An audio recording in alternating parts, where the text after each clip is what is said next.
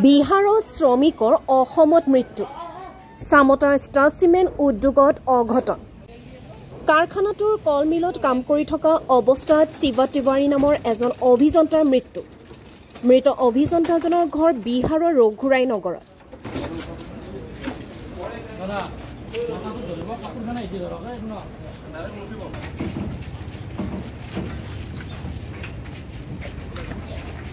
ইয়াৰ উপৰিও তিনিজন শ্ৰমিক গুৰুতৰভাৱে আহত হৈছে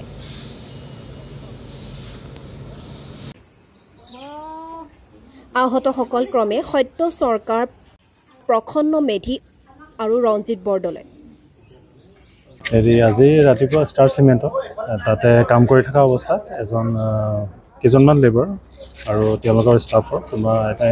তাতে এক্সিডেণ্ট নিচিনা হৈ গ'ল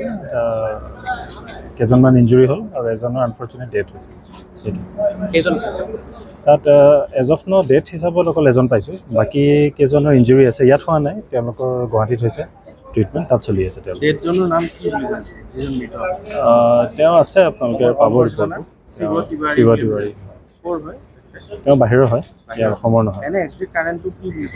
এতিয়া একো ক'ব নোৱাৰি বস্তুটো যদিও মানে ডেড বডিটো এক্সামিন কৰা হয় পোষ্টমৰ্টম হোৱাৰ পিছতহে আমি ক'ব পাৰিম যে একচুৱেলি কি কাৰণ আহত আৰু মৃত শ্ৰমিককেইজনক প্ৰথম অৱস্থাত সোণাপুৰ জিলা চিকিৎসালয়লৈ অনা হৈছিল পিছত অভিযন্তাজনৰ মৃত্যু হয় আৰু আহতসকলক উন্নত চিকিৎসাৰ বাবে গুৱাহাটীলৈ প্ৰেৰণ কৰে তেখেতে ষ্টাৰ্ট কাম কৰিব যায় ৰাতিপুৱা 6টাতে গৈছিলে তাৰপিছত 6টা বজাৰ পৰা আমি গ'লে যোৱাৰ পিছত তেখেতৰ বোলে কিবা এনে মেচিনৰ কাম কৰি থাকোঁতে মেচিনৰ কিবা কয়লাৰ পৰি পেলাই হেৰি হৈছে তাৰপিছত আমাৰ ইয়াত খবৰ আহিছে তাৰপিছত তেখেতক মেডিকেলত ভৰ্তি কৰিছে কেনেকুৱা পৰ্যায়ত এতিয়া আমাক ফোন কৰিছিলে আমিতো দেখা নাই ICUত সোমোৱা বুলি কৈছে ICUত সোমাই হেৰি বুলি কৈছে এতিয়ালৈকে হস্পিটেল তাৰ কোম্পানীৰ মানুহে লৈ গৈছে এতিয়া আমাৰ ঘৰৰ পৰা গৈছে বৌ গৈছে দাদা গৈছে আমাৰ সৰু দাদাজন গৈছে আমাৰ মালিক গৈছে এনেকৈ এতিয়া গৈছে তেখেতৰ লগত মানে 6জন আছিলে বোলে এজন ঢুকুৱা বুলি শুনিছোঁ আৰু 5জন মেডিকেলত লৈ যাওক 5জন মেডিকেলত থকা বুলি কৈছে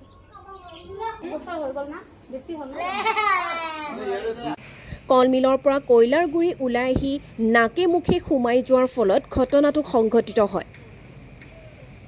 ইপিনে আহতসকলৰ মাজৰ প্ৰখন্ন মেধি নামৰ শ্ৰমিকজনক ICUলৈ প্ৰেৰণ কৰাৰ লগতে আহত আটাইকেইজন শ্ৰমিককে উন্নত চিকিৎসাৰ বাবে গুৱাহাটীৰ এখন ব্যক্তিগত চিকিৎসালয়লৈ প্ৰেৰণ কৰিছে কাৰ ভুলৰ বাবে এই ঘটনা সংঘটিত হ'ল বৰ্তমানেও জানিব পৰা হোৱা নাই সোণাপুৰৰ পৰা চন্দন শৰ্মাৰ ৰিপৰ্ট NDS নিউজ